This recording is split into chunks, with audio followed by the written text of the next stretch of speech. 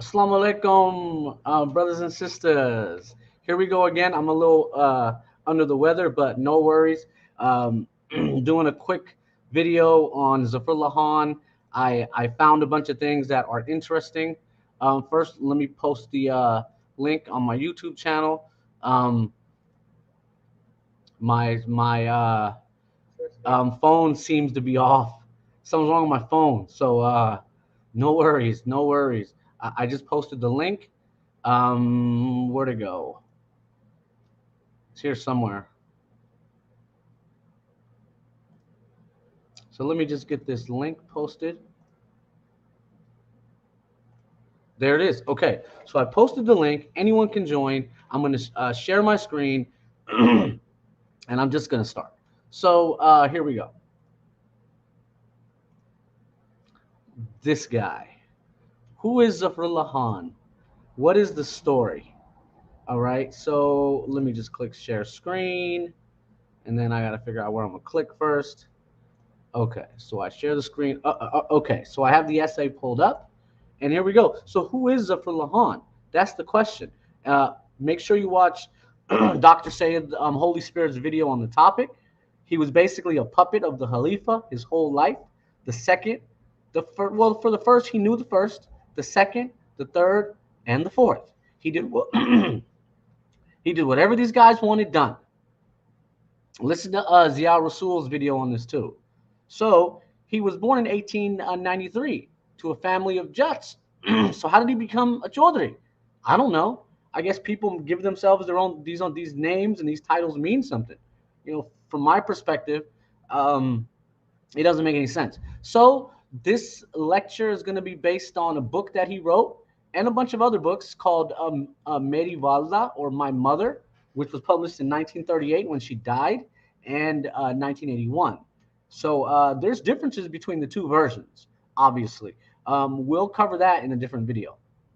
So anyhow, it should be remembered that the family of Zafrullah Khan is never mentioned at all. So okay, I just want to see who's there. So the family of Zafrullah Khan is never mentioned by Ahmadiyya sources. Only Zafrullah Khan himself sort of mentioned it. He had two wives in the early portion of his career via a cousin marriage. This it probably happened between 1915 and 1920. We're not sure because the dates are not given. It might even extend up to 1925. But he seems like he was forced to marry his cousin, and then one of them died, and then he went and married the other one. So that's sort of what that was about. And they both mysteriously died. So we don't even know. We don't even know what side of the family they're on. So in 1924, and I'm gonna just give a quick introduction, and then I'll go through the meat of this. So in 1924, he ends up in London. Now we don't know how he got there. Can anyone tell us how did he get there? What was he with the Khalifa? Was he following the Khalifa, or did he meet up? So it's really unclear. So he took the Khalifa around, read the Khalifa's speech, allegedly his speech at the Wembley Conference, which was basically the British government saying, let's get our top religious leaders and reorganize our empire, is what they were doing. How do we set up these puppet governments? Who are we going to use? And the British, even to this day, Nigeria is like a puppet government. There are so many. There are so many. So let me put up a photo. So look, here's the group that goes to the Wembley Conference. Look, that's Zafrullah Khan right there. And I think they said there were 10 or 12 green turbaned Ahmadis that went with them. Hey, look, here's some other pictures. They had some Africans who they were, probably making them do work, or I don't know. Look, here's another photo of the Khalifa, and he's sort of cross-eyed, looking weird. And again, here's a photo of the Khalifa. 1924, he really started thinking highly of himself. He thought he was William the Conqueror. So, okay, back to the script. Let me share the screen again. So here we go. Now, he comes back from 1924, and so at the end of this trip in 1924, on the way back, he stops in at a nude dancing place in France. So let's watch this video by Abdul Rahman Bawa. Oh, that's not it. Where is it at? I got it here somewhere. Okay, hold on. Okay, let me find the video. I thought I put it right here. Maybe not. So let's see. Oh yeah. Okay, so I'm gonna share the screen again. And here we go. Let's see what Abdul Rahman Bawa says about this trip to France in 1924. अच्छी तरह ये असल में नाजरीन खुतबा ईद उल फित्र जो है इसमें ये है कि जो इनके खलीफा थे, क्या नाम था जी उनका? मिर्जा महमूद साहब जो थे वो किसी एक ओपरा हाउस में या कहीं कोई ओपरा में गए और वहां जाकर उन्होंने कुछ ये फाशापन देखा, तो बाद में उन्होंने कुछ दावा किया कि मैंने इसलिए देखा। क्या वजह थी उनकी? देखो तो पढ़ देता जी, ठीक है। वो कहता है कि मुझे ओपेरा में ले जाए, यूरोपियन सोसाइटी का ऐब वाला हिस्सा भी देखो, यूरोपियन सोसाइटी का ऐब वाला हिस्सा भी देखो, ऐब वाला हिस्सा वो भी देखूं, मगर क़याम इंग्लिस्तान के दौरान मुझे मौका नहीं मिला। अब ये जब हम फ्रांस आए तो चौधरी ज़फरुल्लाह खान से मैंने जो मेरे साथ थे कहा मुझे कोई ऐसी जगह दिखाएं जहां यूरोपियन सोसाइटी उड़ियानी सा नजर आए, नंगापन नजर आए। तो फिर आगे वो कहता है वो गया वहां और दाखिल हुए, अंदर देखा तो कहता है मैंने देखा कि सैकड़ों औरतें बैठी हैं। मैंने चौधरी साहब से कहा कि क्या ये नंगी है? उन्होंने कहा ये नंगी नहीं है, बल्कि कपड़े पहने हुए हैं, मगर बावजूद उसके वो नंगी मालूम होती है। तो ये भी एक लिबास है, यानी गौन जिससे तो आगे मोटा मोटा लिखा है, ठीक है, कि नाम तो उसका भी लिबास है, मगर जिस्म का हर हिस्सा बिल्कुल नंगा मालूम होता है। सफरुल्लाह, हम इस पे और आइंदा प्रोग्राम में इंशाल्लाह और इस पर बहस करेंगे, बताएंगे। Okay, so there you have it. He goes to France, and he sits in this opera house, and women are scantily clad, and he stays to the whole thing. He stayed the whole time, right? This is Ahmadiyyat, and he didn't tell anyone this in 1924. People didn't find out until 1934 when he snitched on himself. He told on himself in 1934. And in the same year, we have the Miss Russo incident, the Miss Rufo incident. So this guy is a playboy. He's a total playboy. The second Khalifa? Come on, man. So okay, let's see what else we have here. And I'm going to share the screen again and go back to the essay. Okay, so here we go. So he comes back. As soon as he comes back, the Khalifa... the Khalifa had been married to his sister, Hay, which they're both children of Nuruddin, and she dies mysteriously. Well, Zafrullah Khan's wife also dies, and this is mysterious. And then he marries his ex-wife's sister. She dies. So then Zafrullah Khan's father dies. So when all this happens, and now he's free, it's him and his mother and his three brothers. He marries his old classmate's daughter, and that's Shamshad Ali Khan of Bihar. He went to school with him in 1910, went to college with him, and they even claimed that Mirza Basheer Ahmed was there. So okay, and that they had this weird dream. Look, he says he had a dream that he was fondling his baby. What kind of weird stuff is that? This man's fondling your baby? You think that's okay? That's the weirdest thing in the world. So he ends up marrying this girl. Her name was Badr Begum.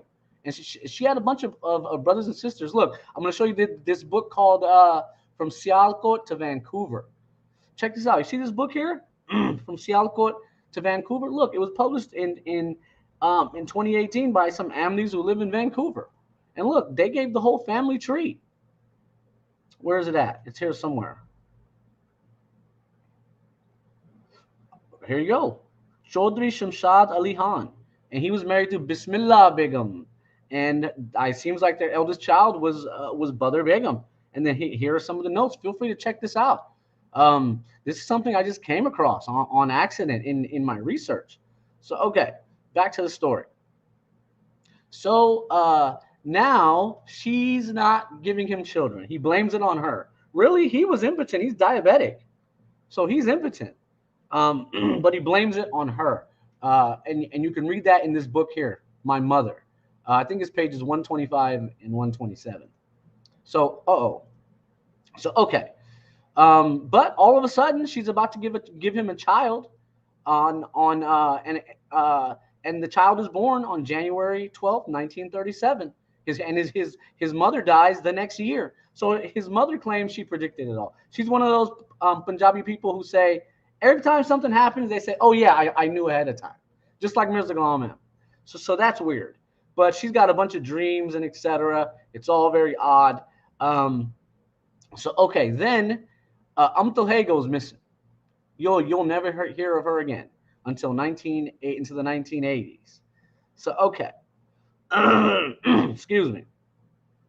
And that's when Zafrullah Khan was almost 90. He's about to die. He moves back to Lahore, back to this family's house. And then Badr Begum married his nephew. And I'll get to that in just a sec. So, okay. And so this marriage, they had a grandson. And this grandson married the daughter of Mirza Tahir Ahmed, which ended in divorce, right? So before that, that's in the 1970s. In the 1940s, Badr Begum, she divorces Zafrullah Khan, a hulak, and she runs off with a famous, the Shah Nawaz family, who owned a big house in Rabwa. They owned the company Shazan. They had multiple businesses. She runs off with that guy, right? And then I think they divorced, right? Feel free to read Zafrullah Khan Qadiani by Tahir Abdul Razak. So then his final marriage is in 1955, again, either on the way. This is the Khalifa's second trip to London. It's either on the way there or on the way back, okay? It's a short-lived haram marriage with a Lebanese girl named Bushra Rabbani. Feel free to look it up at the embassy, at the Pakistani embassy. And here's the reference, British Jewish Connections by Bashir Ahmed, pages 325 and 326. So he's like 63 years old, and he marries a 20-year-old girl, or I'm guessing she was younger, much younger, and now he's divorced again because maybe he lived with her for a week and did all types of haram stuff. So now he's single again. Zafrullah Khan single, 1955.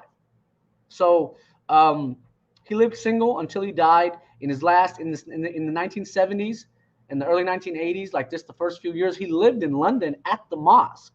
He built like houses around that area, and the fourth Khalifa ended up living in his quarters. So which he so apparently he donated all this land and all his money to the Ahmadiyya movement when he died. He was buried in Basti Mughra. So okay, his father was Chaudhary Nasrullah Khan, and let me just see what's going on with the comments here. Okay, still just me. Yeah. Okay. Yeah, Dr. Saab, my apologies. I don't know what, my phone is dead. So I'm gonna post the link. I thought I had posted it already, but let me post the link again. Okay, and there it is. There's the StreamYard link. Feel free to join. And again, my apologies. My phone just died. How does that happen? Just out of nowhere on a Sunday, my phone is dead. Let's look at some comments. Yeah, everyone just dies. You know, if they want to get rid of a woman, she just dies mysteriously.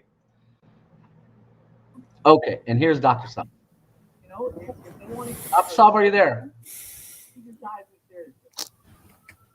Hello. Okay. Assalamu alaikum, Dr. Saab. How's it going? Wa alaikum assalam, sir. My apologies.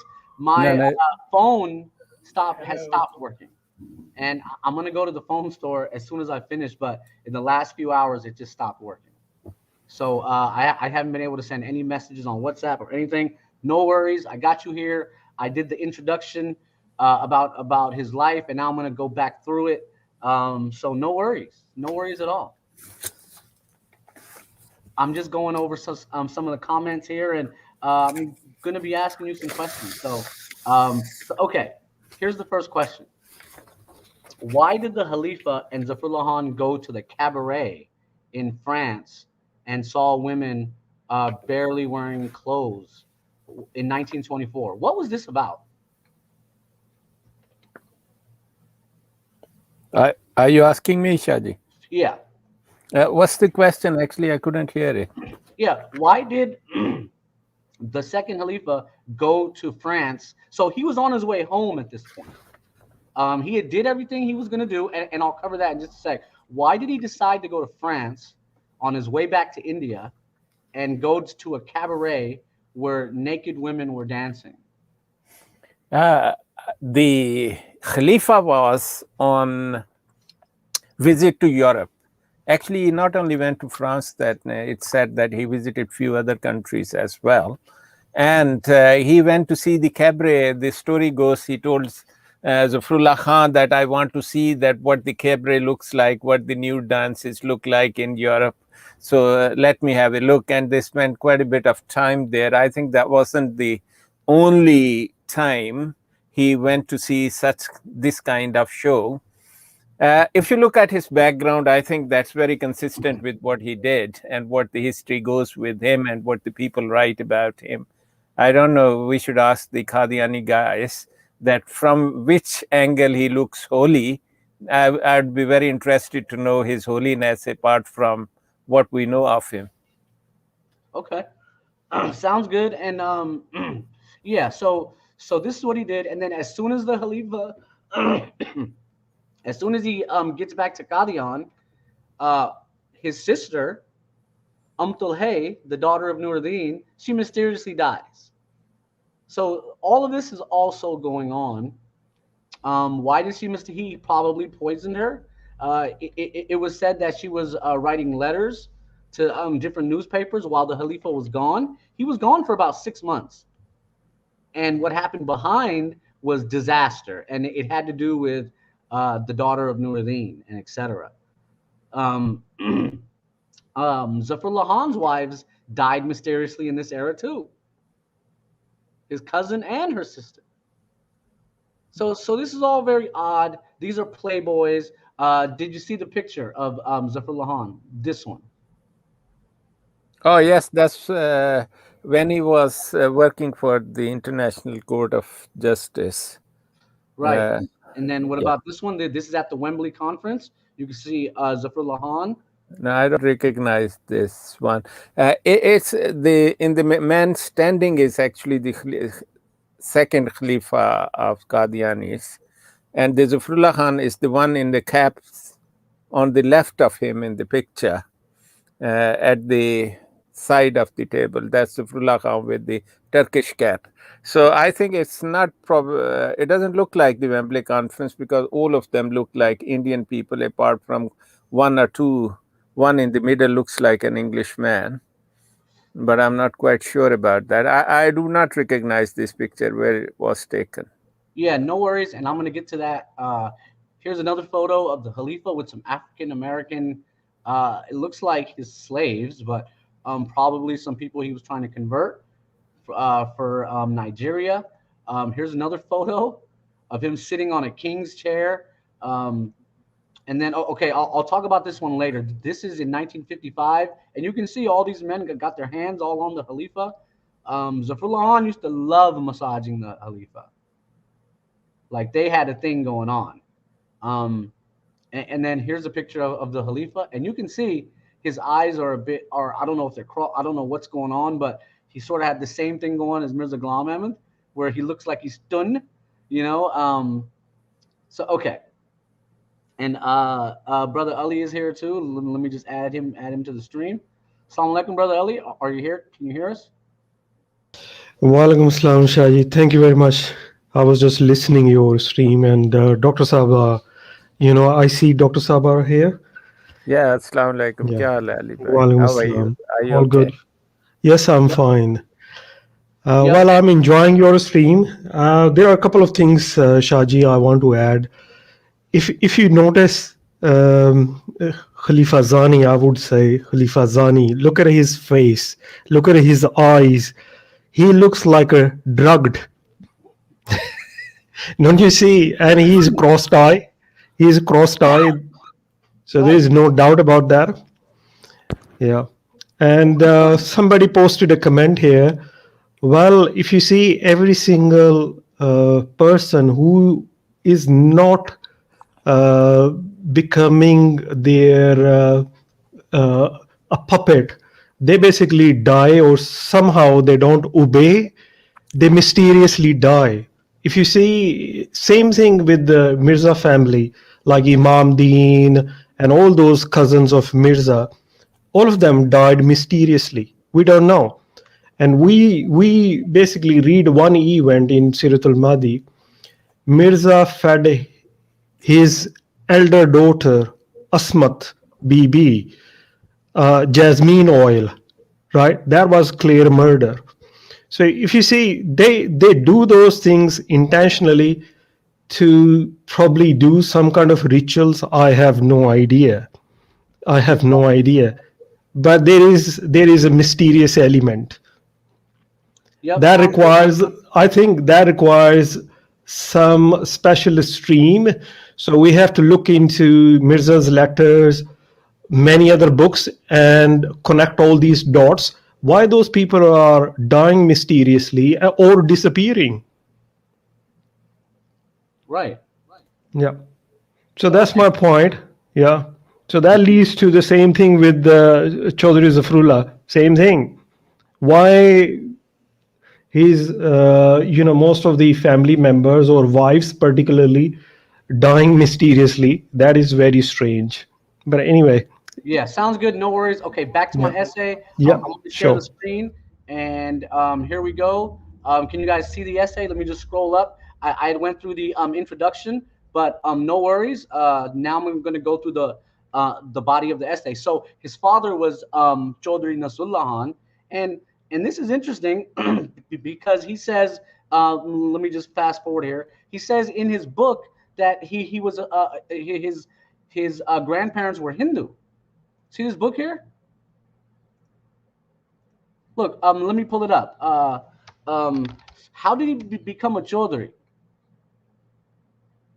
And I was trying to figure that out. He said, look, our progenitors were Hindu. In the course of time, some families embraced Islam, some became Sikhs, only 2 remained Hindus, et cetera, et cetera. So I didn't quite understand. How did he become a Chaudhary? Can someone explain this to me? If he came from a Hindu, I mean, doesn't a Chaudhary mean? No. Shahji, the caste system, there are Malaks among Hindus as well. There are Chaudhary amongst Hindus as well. And there are a number of castes which are common between Hindu and Sikhs and Muslims, right? So I have met few Hindus who are Chaudharys actually. But I'm not quite sure. The second thing is the people can change their caste as well. So I hope he is not one of them like Mirza, who has changed several times. That's exactly what I was getting at. Mirza himself said he was Chinese, said Islam for Qazi, his family is this. Is this the phenomenon where people pick their names and as an advantage? Now, the advantage is this. The people like to upgrade their caste according to their own ideology. My view is that all castes are similar and they are all the same. Like some people like to become Sayyid, they think that's a superior caste. Some people like to become Jat because they think superior caste. But there's a tradition of Prophet Sallallahu Alaihi Wasallam. He says, the man who changed his family background is a cursed one. There's no need to change family background. I ask people, they can trace themselves back to the Adam. And the Adam is the head of every family. So basically, all humans are related to each other. So they are divided into, initially the reason, there is a question which is answered in the Holy Quran. And once one child asked me that question, why do we look different from each other? The Holy Quran answers that question. It says so that you could identify each other and you could identify each other's tribe as well. That's why we look different from each other. I think that's the very reasonable answer to all these things. Having a caste which is different from one another is very different. There is another reason for the caste system is among Hindus, their caste system is based on occupation. Achut were the one who used to work for them. Then there was Shatru or something like that. They were the soldiers. Then Brahman, who were the priests. So their caste system has got entirely different backgrounds. But essentially, I don't think that the Zafrullah Chaudhary family did change it, because his mother was from Bajwa Jat and his family was from Sahi Jat. Even the Jat has got 10, 12 different subcastes among themselves. I don't know what's the benefit. If you know, let us know as well. Right. Okay, no worries. I'm back to the essay. And excuse me coughing. So his father seems to have joined Ahmadiyya. He died at the age of 63. Chaudhary Nasrullah Khan, here's the reference. His mother, and she claimed to see a lot of dreams. In fact, she said she had a dream about the Qadiani Lahori split, a dream about Mirza Ghulam Ahmad. She went and met him. I think she was alone, or she might have went with Zafrullah Khan. He was like 7, 8 years old in 1904. But I found her as odd. She would also go to work with her son. She had 4 sons, but she seemed to be all over Zafrullah Khan, because I think he was sick when he was a kid. There's a lot going on there. So okay, she died. There is a Shaji. There's a famous story about her dreams. Now, the most famous story which the Qadianis like to tout about, they say before the Zafrullah Khan was born, she had the miscarriage of 2 children. And after that, she saw a dream and she went to a Hindu woman who said that you give something for the Jay Devi and your 3rd child will be okay and born healthy. Now, Qadiani edition, I think it might be a whole fake story, but the Qadiani edition is this. They said, oh, Zafrullah, her name was Hussain Bibi, by the way. The Zafrullah Khan's mother was called Hussain Bibi. She said, no, I'm not going to go to the Jay Devi. I'm not going to put any chadawa or the things, the offerings to the Devi, because I'm Muslim. And I have got a question for Qadiani people. If she was that kind of woman, that staunch woman, why did she go that the woman?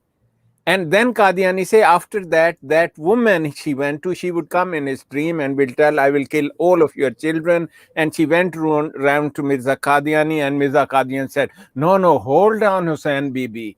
I am going to pray for you and nothing will happen to next child. Oh my God, this is all fake stories. And it is one of the most famous story about the childhood of the Zafrullah Khan among Qadianis. I'm sure if you have missed this story, you have, I think, haven't been sitting next to them for long enough period. Right. Yep. So she was that type of woman, a bit overbearing, always about her dreams, and seems a bit strange to me, but no worries. So, okay, back to the essay. Let's see where we were. So okay, then sorry about that. Here are the brothers of Zafrullah Khan. I've tracked all of them. Here's Abdullah Khan, and he had the son, Chaudhary Hamid Nasrullah Khan, who's his son married Mirza Tahir Ahmed, right? And then Mirza Tahir Ahmed's daughter.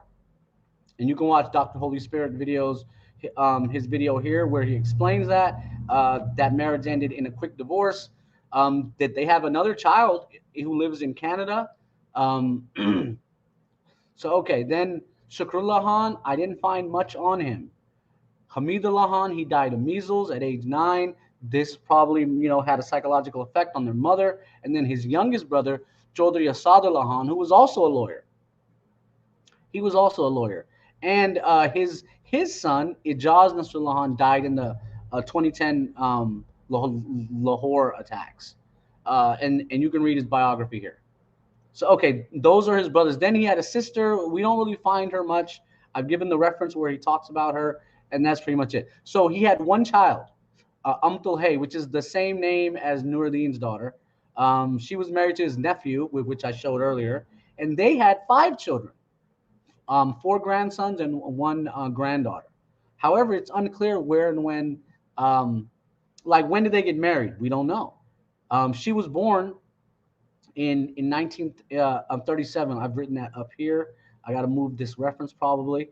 But on January 12th, 1937 is when she was born by per Zafrullah Khan. And I don't know if that was in the first edition or in the second edition. But so that's basically his story.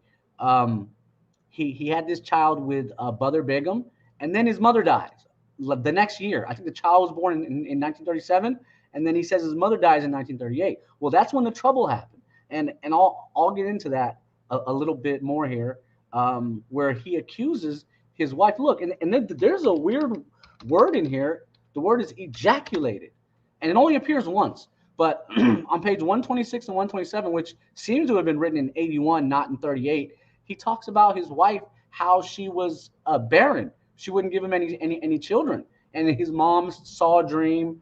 Look, again, a servant brought a tray, and then voila, she's pregnant.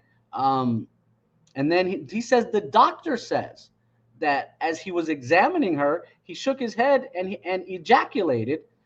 This is a miracle. I can't explain it. Now, I don't know why they use that word, because that word is normally used only in one context.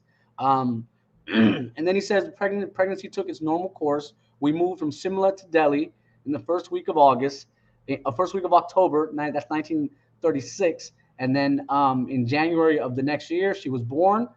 The number 2 Khalifa named her, and Hay. And here you can see how many children that they had. So at this point, Dr. Saab, why did he blame her for being barren when really it's him? The Zafarullah Chaudhary. Yeah. Oh, you mean he wasn't very fertile, is it? Right. But in this book, he's not saying that. He's saying that his ex-wife wasn't very fertile. Now, the thing is, I don't know about the wife because I haven't read her whole story. But Zafrullah Chaudhary, he was diabetic since the age of 16. And up to age of 40, people can have children. There is quite a good evidence. They can have nowadays they can have children after the age of 40 as well. But one of the common complication of diabetes, particularly uncontrolled diabetes, which I don't think he had very much uncontrolled, because he apparently was a disciplined man and he used to keep his blood sugar levels in control. That's why he lived very long life. So the erectile impotence is one of the major complications of this disease.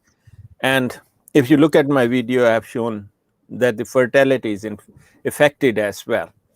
But in his case, that he had one child, there's quite a possibility that he wasn't affected that badly by that stage. And just now you have read that line, he ejaculated. I can't understand what does it mean. By shaking head, no one ejaculate. I mean, if we relate the term the way we understand it is, so he must know what does he mean. He shook his head and ejaculated. Maybe he has used it like a poetic way, rather he doesn't mean exactly what this word is used for. Yeah. Well, I've only heard of it in one context in my entire life, so I'm baffled. But no worries. So okay, let's continue the story. So all right, let's see, where was I? So okay, so he talks about his wife, his ex-wife. So Badr Begum. Okay, here was something else that was weird. Let me show you this too. He marries Badr Begum, and his father-in-law was delighted. Hold on, and now I gotta find it. Yeah, I'm probably not gonna find it at this point, but yeah, no worries. He said he had a dream where he was fondling, where Zafrullah Khan was fondling his baby. and I'm just baffled. Oh, look, here it is right here. Shamshad Ali Khan was a student at the government college in Lahore. Let me zoom this. So they also claim that Mirza Basheer Ahmed was going there. So Mirza Basheer Ahmed had a lot of help, but we see no photos. Mirza Basheer Ahmed, he claims to have graduated. He would have been the first son of Mirza Ghulam Ahmed to graduate college. That there should be a photo, but there's no information. So, excuse me. So, he was married and had a daughter that was born in December 1910. And then he had a dream that same year where he said he had seen Zafrullah Khan fondling his baby. And I'm baffled. What do you mean fondling? It's your baby. That's not ethical. Why would a man be fondling someone else's baby? Especially someone that's not even, this isn't his niece. This is nothing like that. Now, may I say something? Sure. The people think that he was a barrister. He had education in King's College London and he bore at law from Lincoln's Inn, right? And he studied Government College Lahore for few years as well. But when I read his books, I find his English awful. Actually, he has been using the wrong words in the wrong situations. And when the people like us read them, we say, oh my God, this doesn't mean that what he meant was. If you look at the Qadian, that's what I say, the Qadianis have created Mickey Mouse and Donald Duck in their characters. And they present them some characters which are not what they are. And you talk to Qadianis, they, oh my God, Zafrullah Khan, one of the world's best, most genius, wrote book, translated Quran, wrote this, the judge and the president of international. It's all this what he has achieved is out of proportion to the intelligence, academic and otherwise, of this man. This Qadiani sect actually has always tries to lift some people. Sometimes they lift the slightly better people. Nowadays, they are lifting another character which is called Tariq. They have had him, he was a counselor in the Patni. Now they have had him as a lord and he has been working as a junior minister for foreign affairs for the United Kingdom. But the man is a thorough daft. They are trying to create something out of him. And even if I've heard from the people who are close and have connections with him that the man is nothing you would like to talk to him about. So Qadianis actually should have some intelligence to choose a person who will at least come close to the character they are going to create. Because they have the ability to get something which is slightly extraordinary. I wouldn't say it's altogether extraordinary, but to use what they can get, their use isn't any good. Right.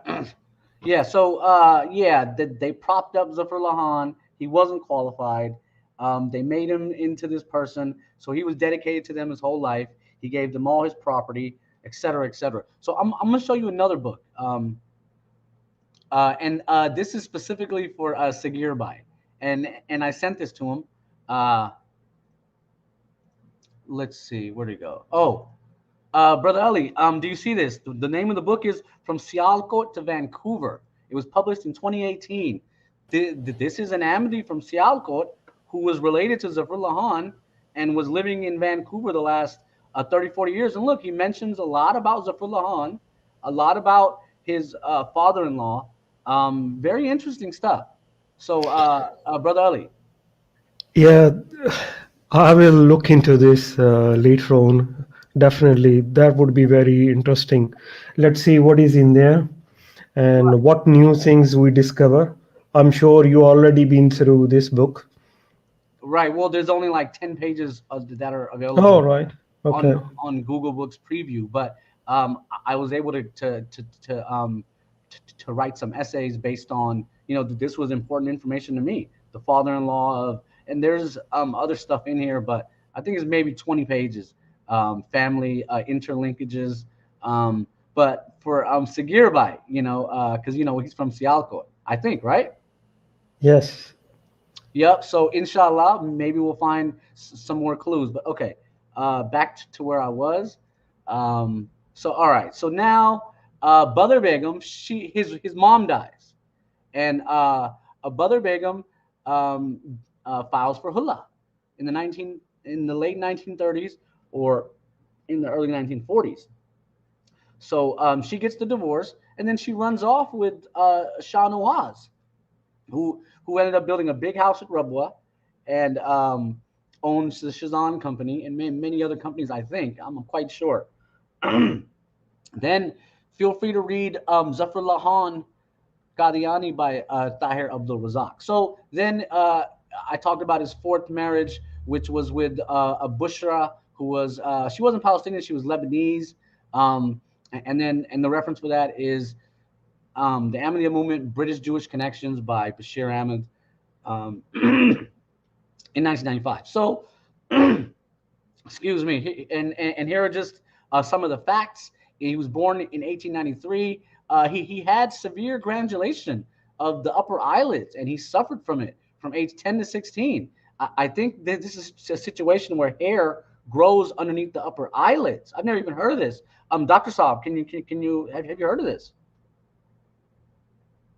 Yeah, these conditions are common among diabetic people who have got the juvenile diabetes, particularly type 1 diabetes. They can have conjunctivitis and also some growth under the eyelids, which can be very terrible form of these things. But they are kind of treatable conditions as long as the diabetes stayed controlled. Got it. So, okay, moving to 1904. And to me, this is really interesting. In 1904, he goes with his father to see Mirza Ghulam Ahmad. And remember, up to this point, they all said Mirza Ghulam Ahmad gave this speech in Lahore. Years later, we find out Mirza Ghulam Ahmad didn't give any speech. It was Maulvi Abdul Karim Sialkoti, who they were probably friends with already, right? So then it was turned into a book called Lecture Lahore. Feel free to check that out. Lecture Lahore is, I think they published it ahead of time or something weird like that. But they tried to make it sound like Mirza Ghulam Ahmad gave that speech, but he didn't. So Zafrullah Khan was mystified not by Mirza Ghulam Ahmad, but by Maulvi Abdul Karim Sialkoti, who used to wear sunglasses because I think like one of his eyes was not there or inop. But that struck me that he converted because of Abdul Karim Sialkoti, not Mirza Ghulam Ahmad. Then you can see all the details. The evening of October 27th, I've tracked all the details. They claim he gave a speech to 10,000 people. That's ridiculous. That didn't happen. And then the name of the book initially, or the speech, was The Teaching of Islam and the Contrast with other religions. I tracked it. By 1916, they changed it. Then all of a sudden, they changed it into Lecture Sialkot. So a lot of hanky-panky going on here. And here's the data. So they turned it into a book, and you'll find other instances where they'll say, oh, at the Jalsa of 1907, Mirza Ghulam Ahmad gave a speech. Well, and we'll say, well, what, or were there witnesses? What was the name? And then there's nothing. There's none of that. So, okay. 1907, he's at the government college, etc. In 1908, he said he was in Lahore when Mirza Ghulam Ahmad died. And I think he was part of the election. He was there in Qadian. So that was interesting. 1911, he goes to the UK, and the Lahori Ahmadis were there. Khwaja Kamaluddin and the Woking mission was going on. So he must have went there to pray. So he seems to have been praying behind the Lahori Ahmadis until the split of 1914. So he was in London during the split of 1914. And he was called to the bar in June 1914. And then he says, he broke all these records. And then his mother was back in India. She swore allegiance to the Khalifa. So Zafrullah Khan did the same thing. He didn't look into the prophethood of Mirza Ghulam Ahmad. He just did whatever his mom did. So at the end of November 1914, he's back in India. And he's traveling during a war, during World War I. So that kind of struck me as, why would they allow people to travel during a global war, the first biggest global conflict in the history of the world? So anyhow, he He comes back. He's a Qadiani. He takes on these cases for the Ahmadiyya movement, as Dr. Saab said in his video. In 1921, he wins a huge case. Here's the PDF, right, of the case. 1922, he wins another huge case. Then comes 1924, and the British government wanted a conference of living religions within the empire. Now, I think they wanted to see who are some influencers and then work with them to control people. It was also called the Wembley Conference. So Ahmadiyya sources claim the Khalifa was only there for the first session, and he didn't give any speeches. Zafrullah Khan, I don't know how he showed up to London, because I can't find him as part of the entourage. Either he met them or I don't know. But and I'll show you the timeline.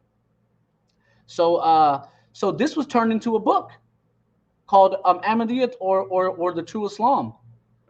Check this out.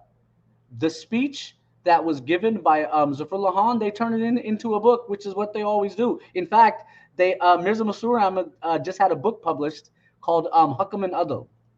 Have you seen that, Dr. Saab? Yes, Hukm and Adl is one of his Friday sermon, which they have published as a small pamphlet. They love to call it a book. I think it has got all the old stories. It hasn't got anything exciting I could see out there. More than half of it is lies and absurd lies, right, just to glorify themselves.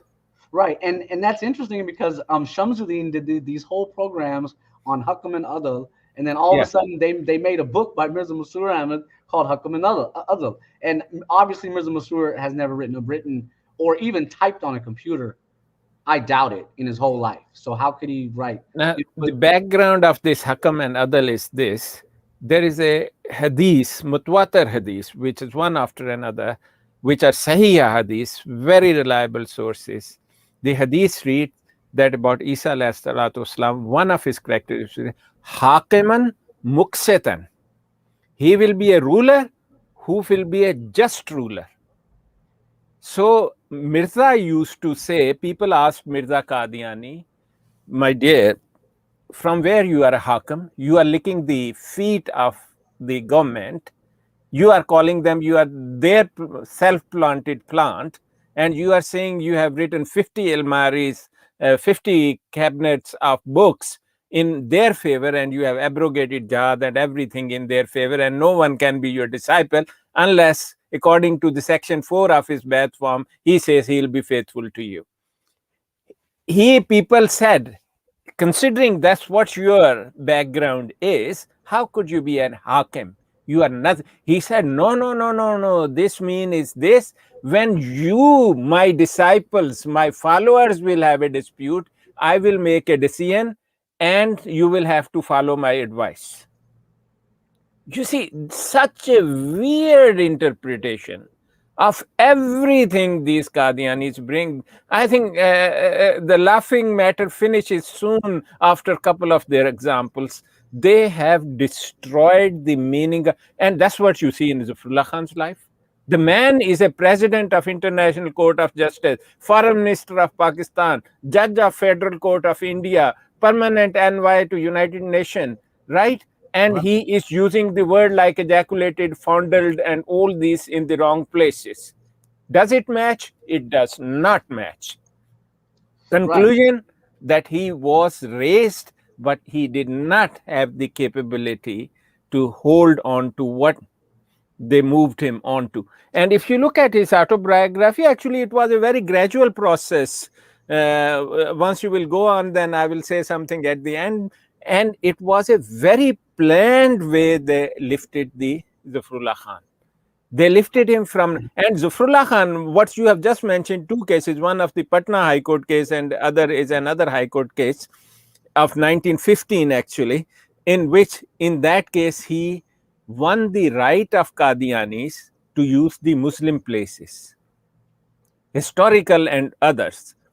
And he did this to, before that he was a friend of Mirza Mahmud. Actually, he did the Bai'at in 1905 on the hands of his Mirza Qadiani. Once he did the Bai'at, One of the reason was Maulvi Abdul Karim, who was there, and he people say that his parents was already his followers, but I have got no proof of that. And the second reason was that he developed some friendship during that stay with the Mirza Mahmud. So that friendship, once he went to the college, Mirza Mahmud was there as well. People don't realize Mirza Mahmud was studying in the Government College Lahore. I've got no confirmation, but he could never gain any qualification from that study because the man was a thorough daft. And then when he graduated from Government College, they were in touch with each other, and he was continuously in touch with Mirza Mahmud, and to impress upon the Khalifa, he was going around different places, like working in Europe and here and there. He was doing the tabligh of Qadianiyat, so called, and every time he will make a visit, he will send a report to Mirza Mahmud that I have done this tabligh this time. He actually claimed to have converted few people, and just in 1914, in the month of May or June, when he did the exam, he didn't perform very well. Actually, I have seen that particular letter. Somebody showed me a copy of it. He wrote to Mirza Mahmud, you know, I couldn't prepare for this exam. When I went for the exam, I couldn't. Could you ask some? This is the line, which, as far as I remember, it said, technically it meant, could you ask somebody you know in the government or the kind of people who are influential in London to get him through the bar exams? And he did get through the bar exams. Now the Qadian, oh, he went through brilliantly. And you said that he had distinction. Is it right, Shaji? Yeah, that's what he said in his book. Here, let me pull it up. Keep talking. Let me see if I can pull this up. Now, what did he say about? I didn't think he had any distinction. In 1910? Yeah, it's 1914 he did the bar at law. He was called to bar in June 1914. Dr. Saab, just one more thing while Shaji are searching more details. While I was checking Khalifa Zani's education, he never went to Government College Lahore. Oh, He never? basically, no, It he was spent Mirza time. Bashir Ahmed. I'm sorry. Mirza Bashir So Ahmed he, was there. Mirza Basheer. Mirza Bashir Ahmed, yeah. Yeah. No, Mirza Basheer, we're saying. well, I'm talking about No, Bashir. Mirza Zani was not able to have any education. He was too busy Yeah, raping the Qazi Akmal daughter and the others in Qadian. He hasn't had any time for it. Mirza he Basheer hardly did some done education. secondary education, Dr. Saab. He hardly done secondary education. I was searching more details around his education. I couldn't find any record whether he done metric, which is like a GCSE level, or secondary education. So he couldn't even do those ones. No, Shaji, very interesting thing. In Qadian, Mirza Mahmud went to their own school of Qadians, and one of the men who filled in the form for 8th standard middle exam, 8th grade 8 exams, and he then sent a letter he went around to Mirza Qadiani or sent a letter. He said, oh, they asked me what's the occupation of his father, and he said, oh, I have written it, he is a prophet. That's his occupation. True. Right. So here's the note. Look, he says standing first in first class honors. Now, what does that even mean? 1-1 qualification. That's what we call in Europe 1-1. It's usually 2-1 or something like that. But so he had 1-1. Is it in LLB? That's what he says. Is it? Yeah. That's what he says. He passed the LLB examination. Yeah, LLB from London University. King's College used to be, still it is a part of University of London, but more recently in last few years, it has been given the authority to issue their own degrees as well, like a university. Same is with the Imperial College. It has become Imperial College University or something like that. But those days it was the part of the University of London had 31 colleges, and King's College was one of the bigger colleges.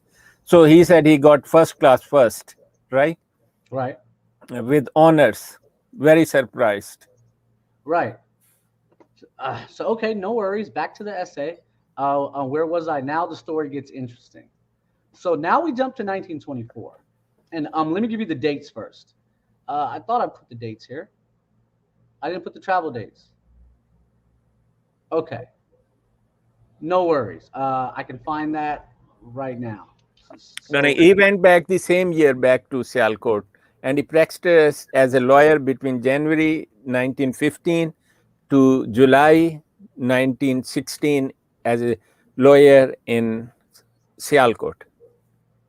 Right. So now it's 1924, and he seems like he travels with the Khalifa. I don't know if it's with the Khalifa or not. So let me show you their trip to London and where it went through. Okay, is that it? No. Oh, okay. So is it this one? Hold on. I should have had this pulled up. I'm getting a bit lost here. Oh yeah, here it is. So he leaves Qadian July 12th, 1924. Right? And then he stops in Egypt, and they go to Jerusalem and Damascus, July 31, 1924. Is that interesting? And they were there for like 2 weeks, or maybe like a week. And then he arrived in Italy in August, and then he arrived in Lahore on August 22nd. About a month later, the London conference is read out. Zafrullah Khan reads out the speech. And in this speech, he claims that there are 500,000 Ahmadis in the world. Did you guys see that? They're claiming 500,000. There aren't 500,000 even today in the world. And Mirza Qadiani said in 1904 or 5, I don't remember exact year, to the British government, the Indian British government, that his followers amount to 400,000. Officially, on the books of Qadianis, the number is 200 million. It was in 2005 or 4. 2012, they subtracted 50 million out of that, made it 150 million. And nowadays, they are claiming anything between 115 and 100 million. Such a lie, unbelievable lie. Seems like Dr. Saab, they have an obsession with the zeros. Too many zeros. Yeah. Zero mean nothing for them. Yeah, and I can't find the reference right now, but no worries. And what's funny is the Lahori Ahmadis taunted them when the split happened. They said, okay, show us that you have 1/10 of the community with you. And they knew the number was supposed to be 500,000. So they were like, okay, if everyone's with you, show us that you have 400,000 people with you. And obviously he couldn't. So the Lahori Ahmadis knew it was all a lie. Now you knew at West, you have written on your blog how many were declared Ahmadis in 1911 census, 1921 census, and all those things. They were not even the fraction of what they were claiming to be. And those days, there was no reason for them to hide. Actually, they should have come up front so they could have all the benefits of being Qadianis. Right. And honestly, the reason that they did it was in terms of marketing. So let me show my detailed essay. I'm so proud of this one. Yeah. So look, and of course they lie about the World Christian Encyclopedia, saying that they're the fastest growing sect. Look, I've tracked everything from year to year. So let's see 1924. Let's see. So first off, in 1911, in the census, 18,000. In the 18. That's it. There you go. After the death of Mirza Qadiani in 1911, 18,000. And Mirza Qadiani, 2 to 3 years before he died, he declared in writing that they are 400,000. Now, I can tell you what the Qadiani says, actually. If any Qadiani doesn't know the Qadiani answer, please note it down on the book. The Qadiani answer is, oh, the census is talking about the Qadianis in Punjab only. In all over the world, we were 400,000. Brilliant, guys. You aren't 400,000 according to your computer, even today. Right. Shaji, it's already there. If you look at 1914, February 1914, you already mentioned that 400,000 they mentioned by MGA. That number. February 1914 in the Review of Religions. October 1914, 400,000 and growing rapidly. But so this was funny. In 1915, they said only 600 people joined Ahmadiyyat in 1 year. So then Walter writes that there's 70,000 in 1918. So and even that's an exaggeration. So in 1919, they claim that just 1,000 people converted in that whole year. So then the census of 1921 tells us 30,000. But the Muslim Sunrise in America, Mufti Muhammad Sadiq says 700,000. So then that brings us to, and I didn't write the page number. I'm going to have to, well, that's for the Muslim Sunrise. But here it is. They were claiming 500,000 to the British. So okay, let's go back. You know what, Shahji, I think they lie to all Westerners, particularly British people or Americans. They were lying, fabricating all these figures. But in reality, they were not more than, I would say, 15,000 around 1914. Right. So okay, let's go look at the dates. So okay, this Zafrullah Khan reads out the speech.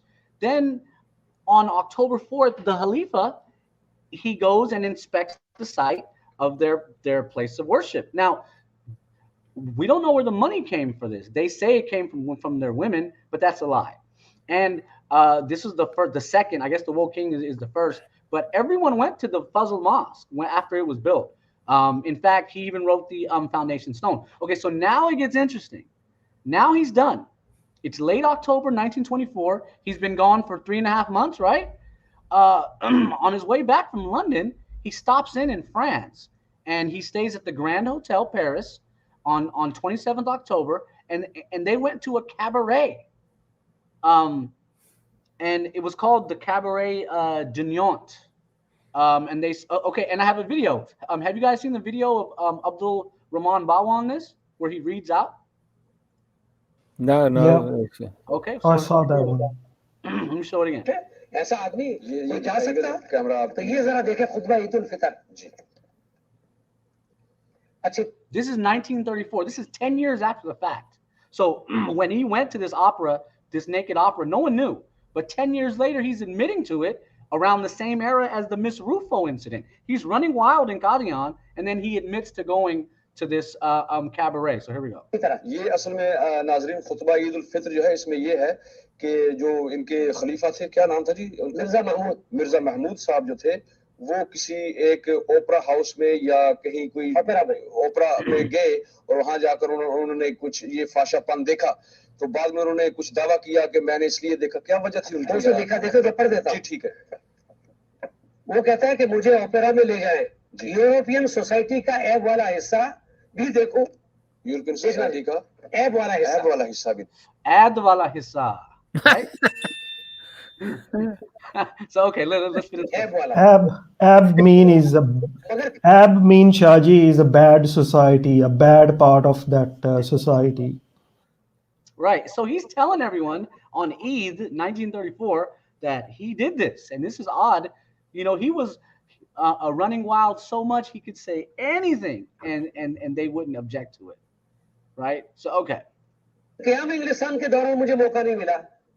अब ये जब हम France आए तो चौधरी ज़फरुल्लाह खान से मैंने जो मेरे साथ थे कहा मुझे कोई ऐसी जगह दिखाएं जहां यूरोपियन सोसाइटी उरियानी सा नजर आए यानी नंगापन नजर आए तो फिर आगे वो कहता है वो गया वहां और दाखिल हुए अंदर देखा तो कहता है मैंने देखा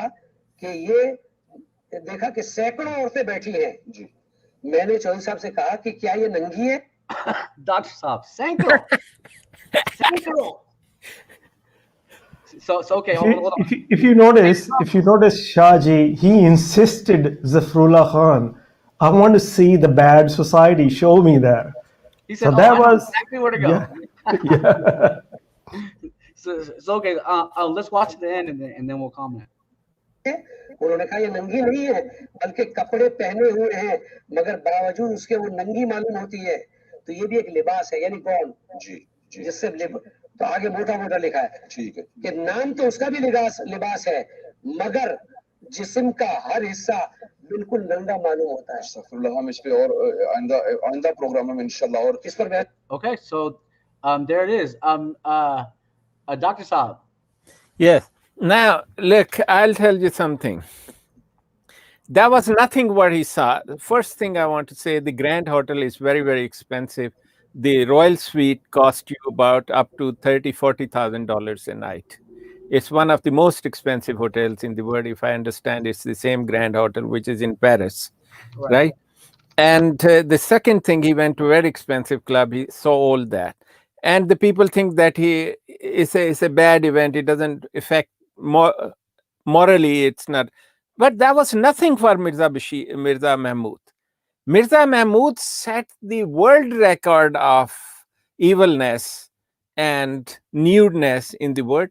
When he went back in 1924, he had his wife Amtal Hai, who was actually his sister because he was actual son of Hakim Noura, and he had somebody, and people say it was his mother Nusrat Jahan, who poisoned that lady, right? And they have written a graphic scene of the night she died. They say that this Mahmud Zani was sitting next to his bed towards the head side, and Nusrat Jahan was on the other side, and she was telling him, you should beg forgiveness for your sins from the people you have lived. And he did this because at the age of 9 or 10, Mirza Mahmud raped her daughter, who was the daughter of Amtal Hai, called Amtal Rashid. And later on, he raped the other daughter, Amtal Qayyum, as well, who was the sister of Amtal Rashid. And while he was in England and European tour for about 6 months, she wrote a letter to one of the parliamentarian and one of the journalist who was called Singh something. This was the Singh man. As soon as he came back, he went to Mirza Mahmud. He said, your wife has been writing these letters. And he showed him the letter written to him by Amtul Hai. And Mirza Mahmud, oh my God, he had her killed within few days after he came back. That is the background of this cult. For God's sake, you call them ke Khudai Khalifa, the man of God, nothing like that. Actually, they are even not the decent people. No decent human being would rape the daughter. And if you rape somebody's daughter at the age of 9 or 10, even if you are a father, mother wouldn't stand for it. And that's what happened with the Amtul Hai. So this event of he went to, there's a rumor going on that he went to see the nude beach as well. And these are the common usual things.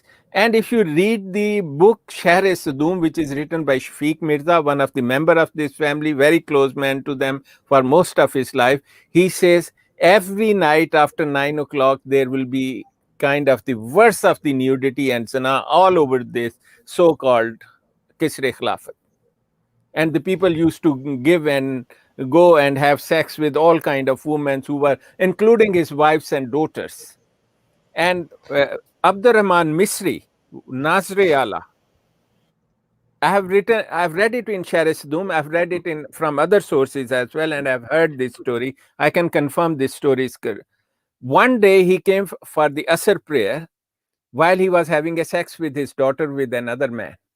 And somebody told Misri Saab that he hasn't had a bath, he hasn't had a wudu, and he has come. And before he left, that man says, this Mirza said, oh gosh, I have to lead these prayers. You know, they can't leave you behind. You wait for me 5 minutes, I'll go and do it and come back. Somebody told this story to Abdurrahman Misri. Abdurrahman Misri said, I'm not going to pray behind this man.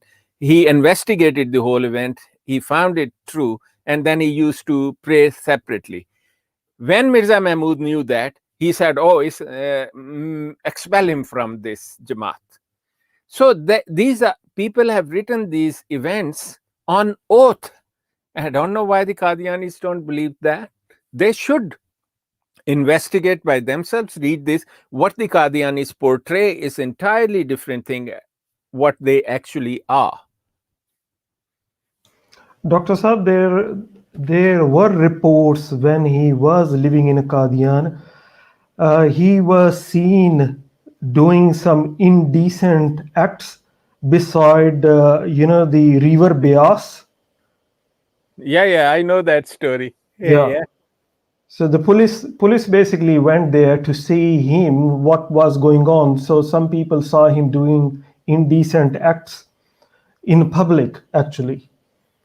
He was caught at the age of 14, roughly 14-year-old, at the roof of the so-called temple, which they called Masjid Mubarak in Qadian, raping the 12 or 13-year-old daughter of Qazi Akmal, who used to say, जिसने देखना हो मोहम्मद सल्लल्लाहु अलैहि वसल्लम आके देख ले कादियां में मिर्जा गुलाम को, something like that. Naudullah. Now, Naudullah. and that's what this man was doing.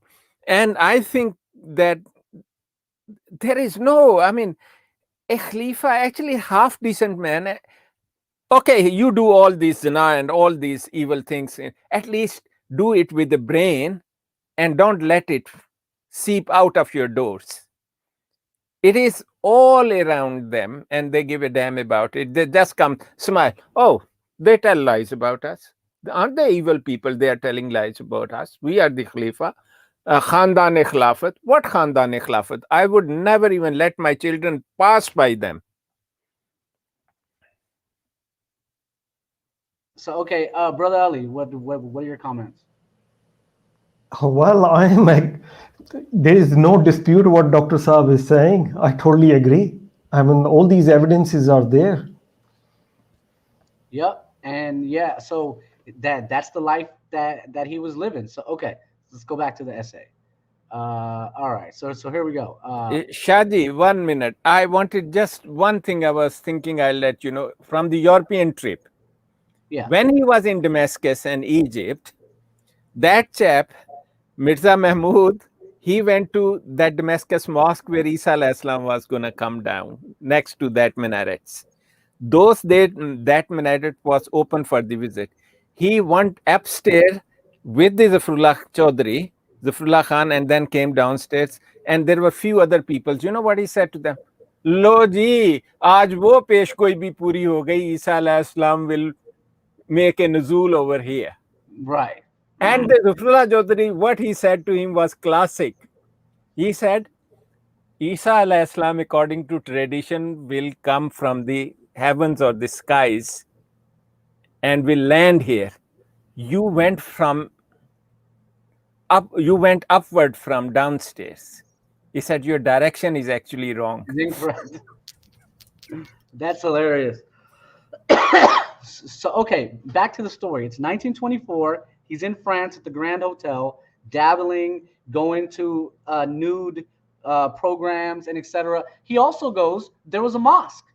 The French um, built a mosque because they had a lot of Muslims in their empire, and it seems like he wanted them to. And now I can't find it. Oh yeah. So check this out. Look.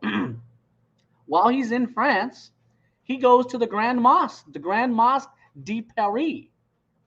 Have you guys seen it? Apparently, it's the first mosque in France, and he tried to acquire it.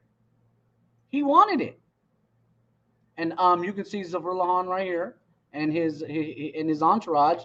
The French did not give that to them, but that's sort of the operation. That's sort of what they were doing. So okay, let's go back to the timeline. I thought I had a timeline. No, that's not it. All right. So let me clean some of this up, get rid of some of these, and then I got to remember where I was. So yeah, it was this trip in 1924, the travel date. So he goes to France and does he sees naked women, probably got a lap dance. I think he did more than that. So he returns to India November 24th, 1924. Daddy's home. Right? And he's mad at everything that happened behind him, right? All these things happened, and then his wife dies, his sister dies, So okay, that whole situation happens. What happens next? So and then here are the scans. If you want to see, here are the references. Apparently, he talked about it again in 1946. Um, so now it's 1925, and I think this is when he marries Brother Begum in 1925. His dad was probably on his deathbed, or maybe it's 26 or 27. But his dad dies in 26, and then it's unclear. So he starts to work for the British, and a name comes up, Sir Fazl Hassan. Dr. Saab, are you familiar with this guy? Yes, I've heard of him. I can't recall too much about him. I think Sir Fazl Hussain is famous for some particular reason. Yeah. He was in a British time. He was well-known person. Yep. I think he was a puppet, but a lot of people might get mad, but I've done Fazl Hassan was the reason Zafrullah Khan got some of his major appointments. So anyhow, Fazl Hassan he met Mirza Ghulam Ahmad in Sialkot in 1904. Okay, so he was also there. He also met Mirza Ghulam, excuse me, in 1908. So he's a major, and I can't find the page that I wrote about him, but he's a major player in Indian politics, and he helps Zafrullah Khan. Look, in 1927, at the suggestion of Sir Fazl Hussain, he asked me to proceed to Britain, and etc. So, and there's more. So in 1928, he builds a house on the outskirts of Lahore. He's part of the Delhi meeting of the All India Muslim League and the Round Table Conference. And then in 1931, Mia Fazl Hussain, the same guy, he was a member of the Viceroy's Executive Council, and he had declining health. I'll post a reference to this later, but this is a fact. And he taps Zafrullah Khan for the job, which was a shock to everyone. Why Zafrullah Khan? What has he done up to this point to be on what council is it? The Executive Council of India. So, the jury's not out on Sir Fazl Hassan. So anyhow, his father-in-law dies in 1932. In 1934, he's appointed to succeed Fazl Hassan. Again, this name keeps coming up as in the Governor General's Executive Council. So it's like, what's going on here? So in Qadian, there's a lot going on.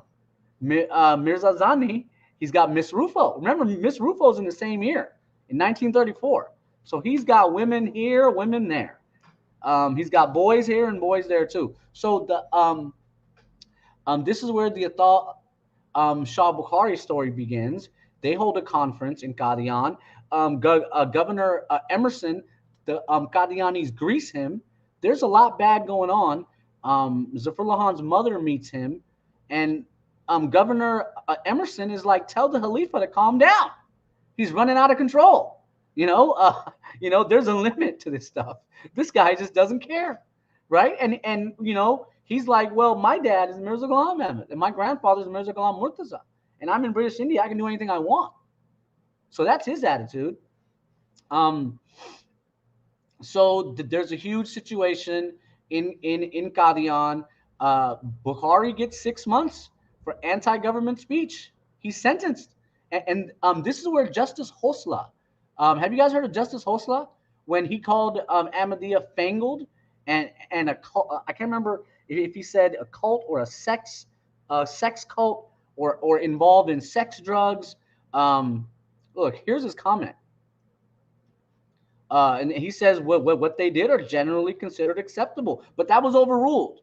Justice Hosla's decision, and look, it's on Al-Hafiz. It's in the same book. If you haven't read this book, this is an amazing book. I didn't write it, even though it looks like I wrote it. But it's from 1995. It's an amazing book. Feel free to check it out. So okay. Where was I?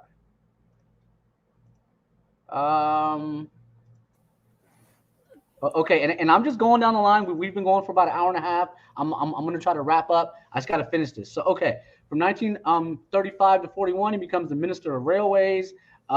He's involved. He represents the League of Nations. In 1941, he becomes a judge. This lasts until 1947. In 38, he writes Meri Waalidah, and the first edition is missing. So we don't know the differences from the first to the second. Maybe in the first he mentioned his first few wives, but it should be noted Ahmadiyya sources never mentioned the first two wives. I found it, and I won't give out the source yet because I know these guys are tracking me. But so okay, then in 1946 he famously gives it all away. So this is where it proves he's a puppet of the British. The British needed someone to go lose this case, so they sent him to go lose it, and to say Ahmadis are not Muslim.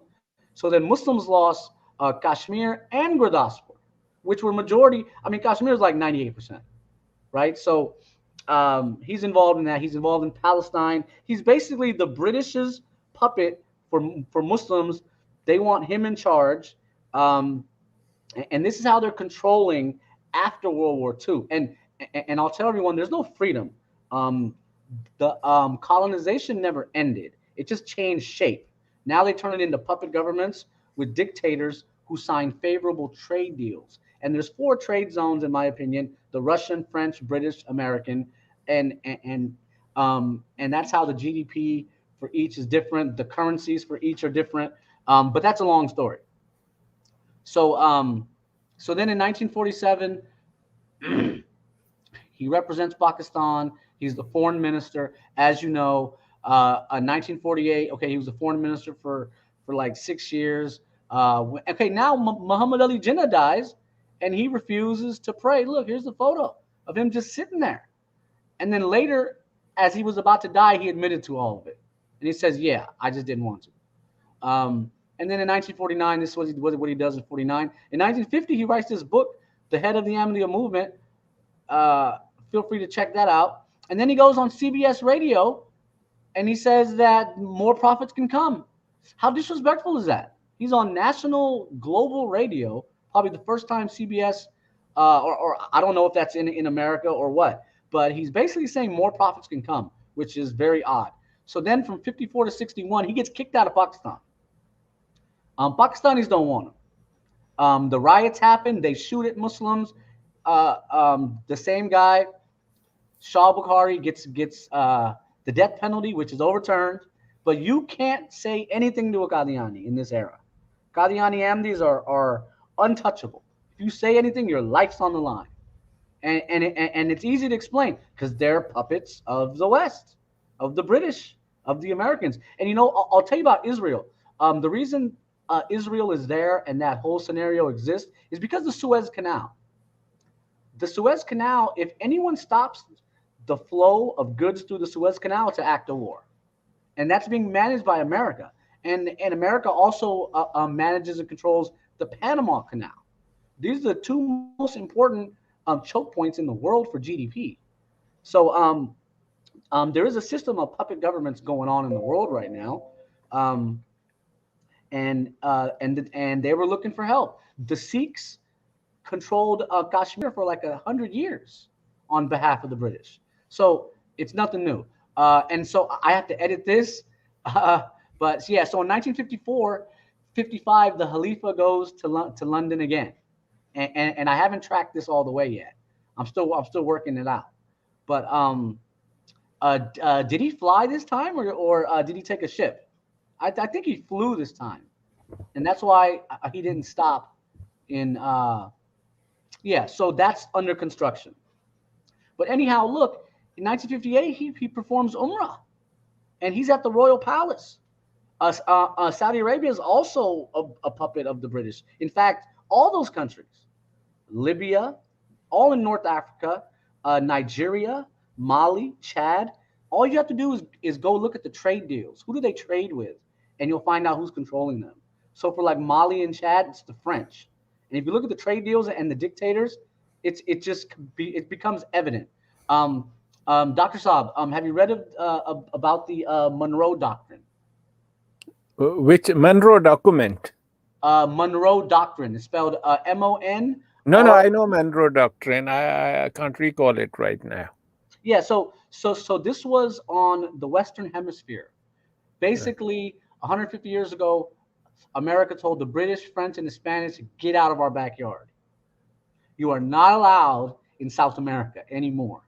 And America let all these countries get their independence, but really America's controlling them. And this is considered our backyard. So we're like, stay away, you know. Then Africa was carved up, and the U.S. colony in Africa was Liberia, but they don't call it a colony; they call it an overseas territory. You know, even Hawaii was not a state in 1941 when the Japanese bombed. Hawaii was an overseas territory. So this is nothing new. This is sort of the shape of the global world that we live in. And amnesties will also say, oh, Muslims are doing so bad. There's no Muslim country. They're all being controlled from the outside. Just look at Brunei. You know, it's being controlled. It was a British protectorate, well, whatever that means. So okay. Let's get back to the story. I'm almost done. So then in the 1960s, Field Marshal Ayub Khan's like, hey, I want to make you the permanent representative at the UN in New York. Well, that's a political move by Ayub Khan to please the governments who are funding him. He's like, hey, look, I put the Amnesty guy in charge. Like, oh, good job. Okay, so you're on our team. You're cooperating, you know. So anyhow, in 67, he performs the Hajj. The Khalifa doesn't go. Mirza Nasr could have went. They hadn't been stopped from doing Hajj. They were stopped in 1973. And in fact, it started in Nigeria. And okay, so that's a separate topic. So anyhow, 1974, he's living in the UK, and he writes a book about Pakistan. This is after they're declared non-Muslim. Feel free to check it out. So okay, and then 72 to 79, he's living there at the mission house. In 78, he writes Ahmadiyya, the Renaissance of Islam. And then he talks about the Rabwa terrorist attacks, and it's the worst He totally lies about what happened. Doesn't even give a single reference. At least reference a newspaper. So I have all the newspaper clippings that say Ahmadis were pulling out pistols and dancing Bhangra style as they beat these kids to a bloody pulp. So he didn't post any references. So in 81, he rewrites Meri Waalidah. So then he moves back to Lahore, and I think he's living with Umtul Hay and their 5 children. So that's interesting. And Badr Begum. And Badr Begum, and that's an interesting where maybe it was a 4-story house, and you could No, she was there with her daughter. With her daughter, yeah. So okay, he also moves back to Pakistan, and he's the first one to put his hand on Mirza Tahir Ahmad's hand when he becomes Khalifa. We know what happened with Mirza Rafi Ahmad. So okay, now he's living in Lahore, and then he admits in 1985, here's a scam, that yeah, he's like, I didn't do it, so what? So then in 88, after he dies, they publish a book, put his name on it, Women in Islam. Here's the Dr. Saab's video, and that is all I have. So Shaji, he presented Mirza Tahir Ahmad's name. He proposed that name, and he was the first one to basically do the bath as well. That's my information. Correct me if I'm wrong, Dr. Saab or Shaji, please. That's what he says. He was the first one to put his hand on the. No, he was the first one. He was there. Actually, he was the member of Khilafat Committee as well. And most of his life, he has been the member of the Khilafat Committee. And the one interesting fact of his life is, before 1983, when he went to stay with his daughter, whenever he went to the Pakistan before that, he always stayed in Kisre Khilafat with the Khalifa's family. He never stayed with his daughter. And this is such a mutilation of events which the Qadiani presents him as a holy and saintly man. I don't think there was anything holy or saintly about this man. He was a very wicked man. and he wrote most of the facts in a very, very wrong way. I remember Dr. Saab, he had a house in Rawwa as well. He never used to stay in his own house. You are correct. No, he used to stay with Khalifa's family. Actually, there are incidences which have been recorded that one of his wife, who was the mother of Mirza Tahir, used to prepare the special food for him. And he used to say, whenever the Sayyida Maryam is my host, the food is very good. Right. So Definitely. was he one of the main boyfriends of the Khalifa? In this photo, look, in front of little kids, even they all put their. So remember, when Mirza Ghulam Ahmad would have these schizophrenic outbreaks, they would massage him. All the women would get around him and start massaging him. So is this the same phenomenon? Look, I've never had anyone ever massage me in my whole life. I don't know. That's an old Indian tradition. In case of Mirza Ghulam Ahmad, his son Fazl used to massage him. Nusrat Jahan Begum has never been recorded to massage him. Sultan Ahmad never even wanted to be near to him. And there were some other women who were unrelated women. They will give him a massage because he loved having a massage, particularly of his legs. Right? So you can read in Siratul Mahdi, there are lots of things like that reported there. But as far as Zafrullah Chaudhary is concerned, he was relatively a conservative man in terms of the fact that he wouldn't get friendly very quickly with you, and he would do what the Khalifa want. The other thing is the Khalifa Zani, which is the Khalifa Mahmud, he was only a couple of years older than him. He wasn't much older. They were actually the kind of similar age people who experienced the similar things. And the other thing is he was also friendly with the rest of the family, like Mirza Basheer. And the thing goes that he probably studied with Mirza Basheer, but in a different subjects in Government College, Lahore. But the Qadianis, actually, I don't find their habit very strange, that everything any one of their character does has to be very excellent and at the top. And once you dig into it, it is even below the bottom. So, in other words, Dr. Saab, you are saying they knew each other's dirty laundries, right? Oh, yeah, absolutely. Absolutely. He was the close buddy of the Khalifa. And the thing is, now people ask this question: if the man is so intelligent, he has served and so high-ranking facts, why couldn't he see the truth? Because they present him as, look, the one of the sign of the truth of Mirza Kazab is that people like Zafrullah Khan and Abdul Salam were his followers. The answer is very simple. Number one, they never studied Islam. If they would have studied Islam, they will get a kick from the Mirza family on their back and they will throw them from the hill. They will fall in the ditch. So for that reason, they never studied Islam at all. When Zafrullah Khan wrote the translation of the Quran, it was just a copy of what the Tafsir Saghir was, and he put all those deviations in meanings which were already there, right? It was just, and his Quranic translation was very bad, and the story goes that he asked someone who was good in English, asked him that, could you put these things in order? And he made innumerable things. One incident is particularly noted, and somebody told me that he is the witness to it. And that man said, oh, in Arabic, this word doesn't mean this. And actually, the translation will go like this. And he changed it. That when Zafrullah Khan read it, he said, no, you have to put it back the same way. It means actually what I said it was. And that was a deviation from the meanings of the Quran. So if you consider the fact that the Ahmadiyya cult has raised his profile, like in 1926, they made him with lots of effort, with the help of Sir Fazl and Sir Sayyid and everybody, they put him into the Punjab Legal Council. It had a name similar to that. And then when he was there, and then he was Minister of Railway in 1935, and it was the same time once they said, oh, now it's the time that we fix him into the Viceroy's Council.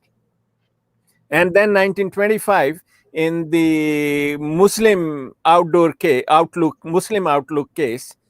look who is representing Muslims of India, Zafrullah Khan, who wasn't even a Muslim, right? So they put him forward with the help of their masters to represent. For them, they try to make him an icon of Muslim representation, ranging from the civil life to the political life. Exactly. That was the plan. They Yes, do it all the and time. how could such a man, if he would have talked about Islam or being Muslim even to the slightest, Mirza family will kick him out without hesitation. The man who can kill his wife, he can do anything. Anything. Right? Yeah. So people should understand that these people are pushed up by the Mirza family or their links or by their masters. And what they did, that's what they could do.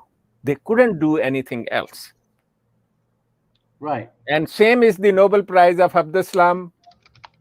3 people shared on Einstein's centenary. And if you look at the work, the one guy was 28, 30-year-old from United States of America. I think the people say it was his main work which contributed. And I mean, his work is okay, it's fine. I don't say he's a daft. But for God's sake, it's not something you spell it out in a way. Look how. Now, look at the example. In United Kingdom, the tradition is whenever you get a Nobel Prize and you have done the work in UK, which the Professor Islam did in Cambridge, you will get the title of a sir. You will be knighted. Abdussalam was never knighted. Actually, he was given the lowest of the low prize. He was given the prize of MBE, which was Member of British Empire, and that is the lowest award given by the Queen. Above that is OBE, then it is the knighthood, which is the KBE, right? So his wife, the English wife, who was the professor of molecular biology or something in Oxford, she was given the knighthood before she died, and she was made a dame. And you know what the Qadianis do? After she became dame, they started writing sir with the name of Professor Abdussalam after his death. I actually asked one of the men, I said, he was never given a knighthood. His name is not on the list. He said, no, because his wife was given the damehood, and the partner ultimately become, because if you are knighted, that's the wife of him. And if you get a knighthood, you called sir, your wife will be called lady. But if your wife is knighted, you will not be called sir unless it's the peerage, which is the life knighthood. So these look small things, but they show the color of this Jamaat. And it's not the Jamaat of Islam, it's not the Jamaat of God, it is the Jamaat of worldly thing, and work on 2 bases. One base, to make money for Mirza families to have fun. Number 2, to keep their power. Number 3, to have a fun with the power on the world stage, which they never succeeded to have, even to the slightest. I'm sorry to make these comments, but that's how I think the entire picture looks like. So people should understand why the people who they puppet as the world outstanding scientist, Nobel Prize winner, and he did the president of International Court of Justice. Look, you look at the real substance, it was the made up, crafted thing, not the one which the nature created. So may God show them the right path, Shahji. But your collection, your knowledge is very impressive. I'm a big admirer of your collection and your blog, what you write. It's very factual. That's the best thing about it. You never write anything which is even slightly doubtful. The way you write that, I'm still working on it. So I think in time it will become authenticated encyclopedia of an insider. Encyclopedia of Ahmadiyya. And they created a website, I think to like Ahmadiyya. It just launched like 2 months ago. Who launched it? The Ahmadiyya movement. Yeah. Let me see if I can find it. Ahmadiyya. I think so. I think so. Let me see if I can find it. Wow. I think Mirza Masroor did, I think, some kind of ceremony, opening ceremony or launch ceremony. Oh, yeah, for that site. That's recent. Brilliant. now we have got a website of lies. You see, now you can teach your children what a lie look like. And There then is a look, website. here are all the hits. Look. So this is the Amdipedia. Let's see what they have on Zafrullah Khan. Yeah, he is their hero. And it's the same as his. There's no references. Oh, So the basically, reference doesn't matter to Qadianis. Their reference is 30 pages before, 30 pages. You know, Shahji, about reference, I keep on telling them, once we examine people, and you do this, you are a professor as well. Once they bring a thesis to you, they quote 2-3 lines for the reference. Did you ever ask them, bring 20 pages before, 20 pages after? Have you read it before? Have you read it after? Oh my God, we don't even care what he said. We just read the 2 lines he's quoting. If they are truly from that book, we say, brilliant. That's what we understand from those lines. That's what you wanted to convey the message. Your reference is accepted. Here we have got the huge amount of illiterates among Qadiani Ajmat, never been to school properly, and they come and tell us, oh, read it 60 page before, 60 page after. Yep. so basically, if you see, they try to replace Wikipedia, which is an independent information fact-finding portal, right? Now, somebody want to find information about Ahmadiyya cult, so they can go to their controlled, the Wikipedia version. That is basically to control their narratives, so they stay within the bubble of their own, media outlets. Right. This is a PDF, the lies. If you want to Yeah, look at the pure lies and propaganda, it should be called the Liepedia. The like. absolutely. And then look, this is all they could muster on Abdus Salam. Are they serious? No, they are in a process. They are creating topics. In time, they will edit and they will create all the lies. They are just creating topics. You see, I know their inside habits. These people who create these kind of websites for them it matters that how many hits you get and how many brief things you write.